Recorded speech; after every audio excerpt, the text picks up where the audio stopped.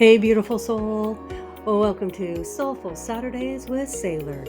Around here, we cut through the noise, ditch the fluff, and dive straight into what matters: spiritual wellness, radical self acceptance, unapologetic soulful living.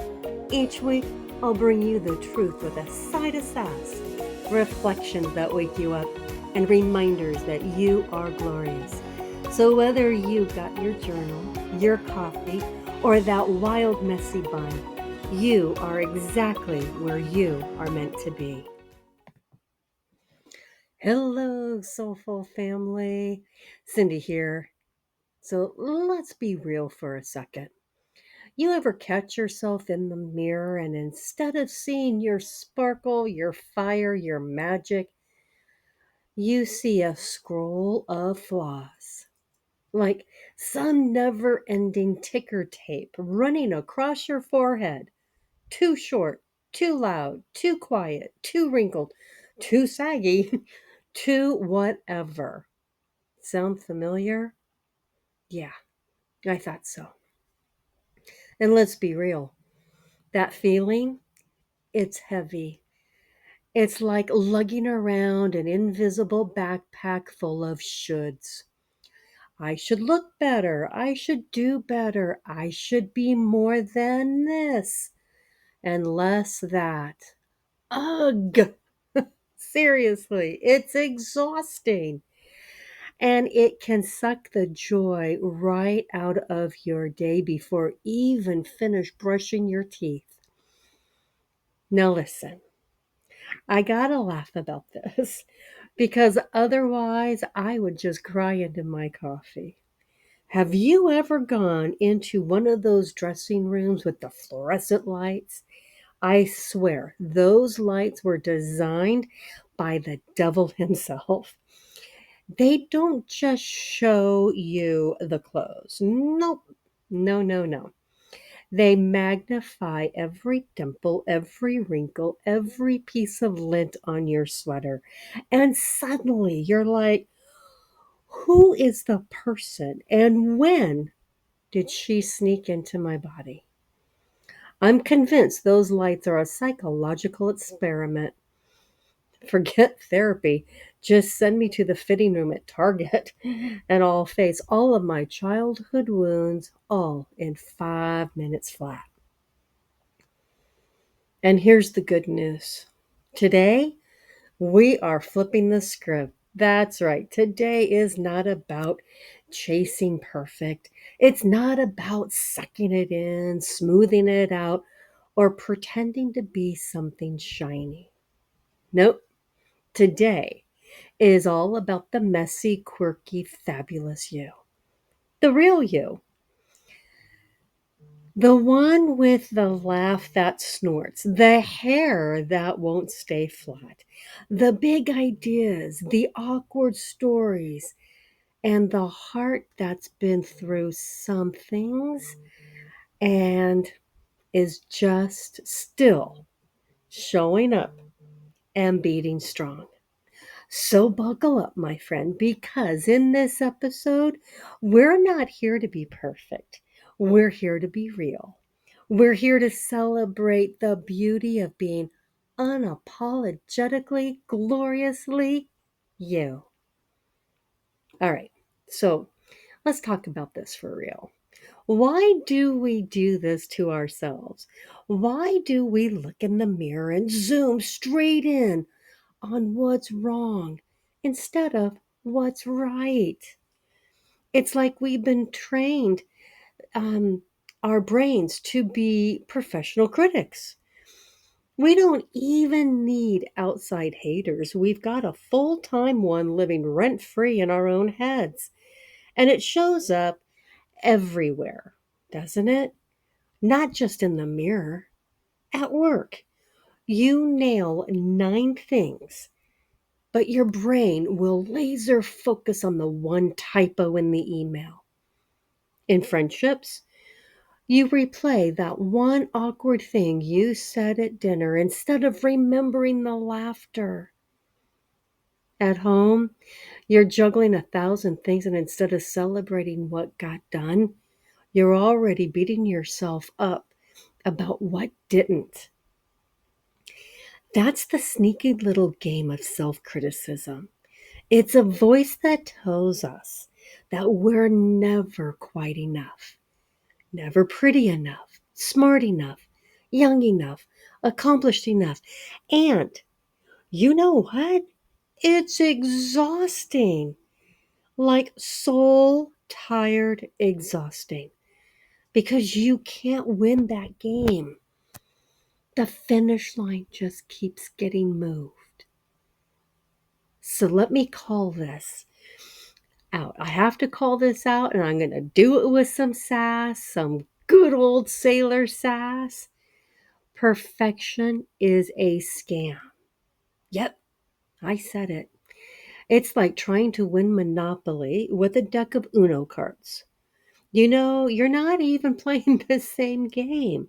So, of course, you will feel like you're losing. And here's the kicker: you've been conditioned to believe that criticizing ourselves somehow makes us better. Like, if I beat myself up enough, I'll finally whip myself into shape. But let's be real. Has tearing yourself down ever actually lifted you up? No. If criticism worked, we'd all be enlightened gurus by now. What it really does is shrinks us, keeps us playing small, second guessing our voice, hiding the quirks that actually makes us shine. And that breaks my heart because those quirks, those edges, those so-called flows are the exact things that make you magnetic, memorable, and real. So here's the truth bomb: self criticism is not noble, it's not motivating, it's not making you better. It's just keeping you stuck. And we're not here for stuck. No, we're not. Not today. So we've called it out. That inner critic is loud, sneaky, and bossy as heck. But what if I told you there's another way? What if instead of tearing ourselves down, we flipped the script and started celebrating who we are? Okay, now I know some of you rolled your eyes and you're thinking, celebrate myself? Huh, I can barely stand myself some days. But hear me out. Hear me out. What if the very things that you label as flaws are actually your superpowers? Think about it. That loud laugh that you're embarrassed by, that's the laugh that lifts up a room. The way you cry at every sappy commercial, that's proof of a giant, tender heart. That quirky obsession with labeling your spice jars alphabetically, that's not weird. That's called organization skills.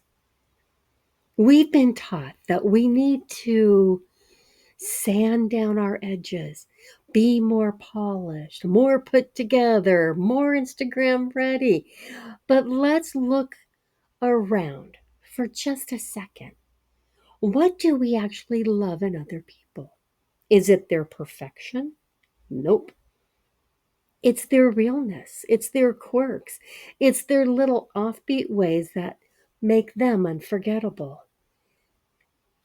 And here's the seasonal tie in: fall is a season of reflection. The trees aren't panicking because their leaves are turning red and gold.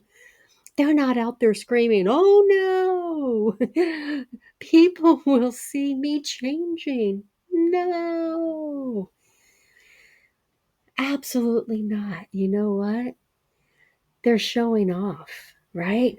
They're saying, look at this glory, look at this transformation. And when it's time to let go, I'll let it go. What if we learned from that? What if we stop clinging to the image of who we think we should be and started celebrating the person we already are? Because self acceptance isn't giving up. It's not saying, well, this is as good as it gets. No, self acceptance is freedom. It's saying, I'm done fighting myself. I'm done dimming my light. I'm done apologizing for existing exactly as I am in this moment. And let me tell you, when you step into that energy, oof, the whole game changes. Your relationships shift. Your confidence grows. Your spirit feels lighter. You stop performing and you start living. So, the invitation today is simple. Instead of looking at yourself through the eyes of a critic, start looking through the eyes of celebration. Ask yourself, what's one thing I love about my messy, imperfect, one of a kind self? And then, for heaven's sake, celebrate it. You know, I remember a time in my life when I thought blending in was the safest thing I could do. I wanted to be agreeable, polished, well liked. I'd walk into a room and think, what version of Cindy do they need today? Do I need to be the quiet one, the funny one, the smart one? And let me tell you, it was exhausting. It's like living life as a character in someone else's play. And here's the kicker, no matter how hard I tried to fit in, there was always someone who didn't like me, didn't get me, or flat out didn't care. Can you imagine how much energy I wasted trying to please people who weren't even paying attention? And then I had a moment, one of those aha, but an also ouch moment. I realized I was so busy editing myself that I wasn't actually living as myself. And the truth is, people can feel when you're not real. They may not like to call it out, but they sense it. And you feel it too, deep in your bones. Now, let me contrast that with a different kind of a moment. The day I decided to stop apologizing for my quirks. I talked with my hands. I laughed too loud. I cry at commercials. And once I started snorting mid laugh at a restaurant, my first thought, mortified. My second thought, oh well, this is me. And do you know what happened? Everyone at that table laughed harder because my realness gave them permission to relax and be real too. That's the thing about authenticity. It's contagious. When you show up as the unpolished, genuine version of yourself, you give everyone else permission to exhale, to stop pretending, to be human. Think about your own life. Maybe at work you've held back on an idea because you didn't want to sound silly. But the moment you finally speak up, your coworkers light up and say, oh my gosh, I was thinking the same thing. Or maybe in your family, you've tried to play the perfect role, keeping it all together while secretly feeling burnt out. And then one day you admit, you know what? I'm tired. And instead of judgment, you get understanding. Authenticity doesn't mean you're perfect, it means you're honest. It means you're done performing. And I'll tell you, it's in those messy, real, everyday moments that connection happens. That's where love grows. That's where peace lives. So here's my challenge for you. Stop covering up what makes you you. Stop apologizing for being too much or not enough. Your quirks, your flaws, your scars, they're not something to hide. They're the very things that make you unforgettable. And if you need a seasonal reminder, just look outside. The trees aren't apologizing for their crooked branches or their wild colors. They're not saying, oops, sorry for shedding my leaves everywhere.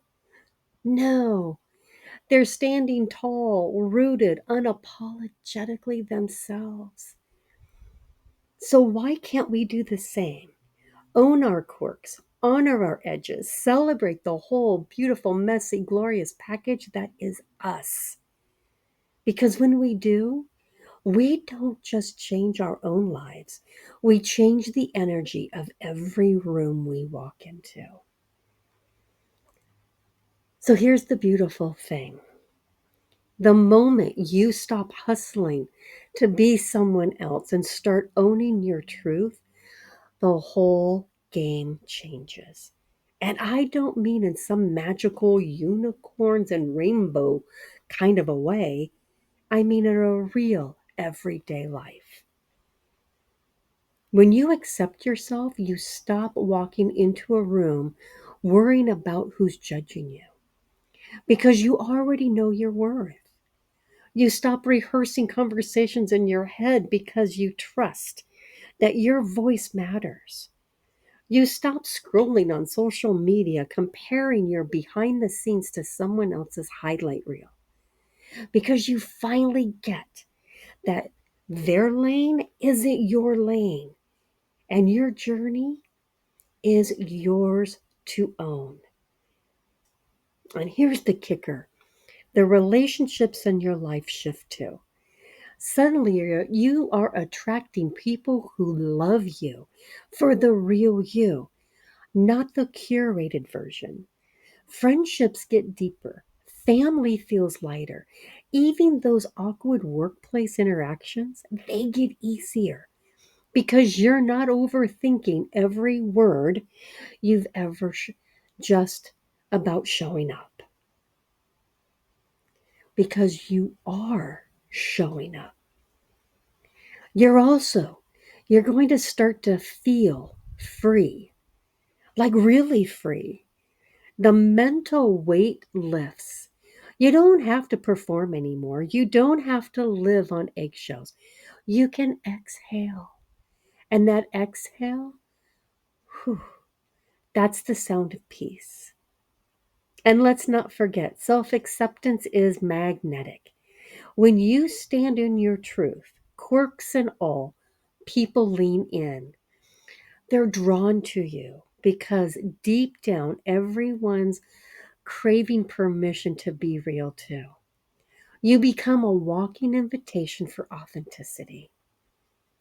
So here's the transformation in a nutshell: you move from self criticism that keeps you stuck to self acceptance, self celebration that sets you free. Self celebration sets you free. You stop shrinking and you start shining. You stop apologizing and you start living. And let's be honest, isn't that what we're all really after? Not that perfect body, not the perfect resume, not the perfect Instagram feed. We're after peace, joy, connection. And it only comes when you decide boldly, unapologetically, to own your true self. So, my beautiful family, my soul family, here's your gentle yet bold nudge for the week. Catch yourself the next time that inner critic pipes up. You know the one, the voice that whispers, "You're too much," or "You're not enough." Instead of listening, flip it. Say out loud one thing you love about yourself. Just one. Loud, proud, and unapologetic. And while you're at it, give yourself permission to laugh at the absurdity of it all. Because here's the truth: life's too short to spend it shrinking, hiding, or editing ourselves into something we're not. Your quirks, your edges, your little messy moments, those are your magic. Own them, celebrate them, let them shine. So this week, don't just survive, thrive. Be real, be messy, be glorious, and let the world see the beautiful, authentic, one of a kind you. Trust me, the world's been waiting for it. This has been Soulful Saturdays with Saylor, a moment to breathe, to remember, and to return to the beauty of who you already are, because your soul deserves to be honored always.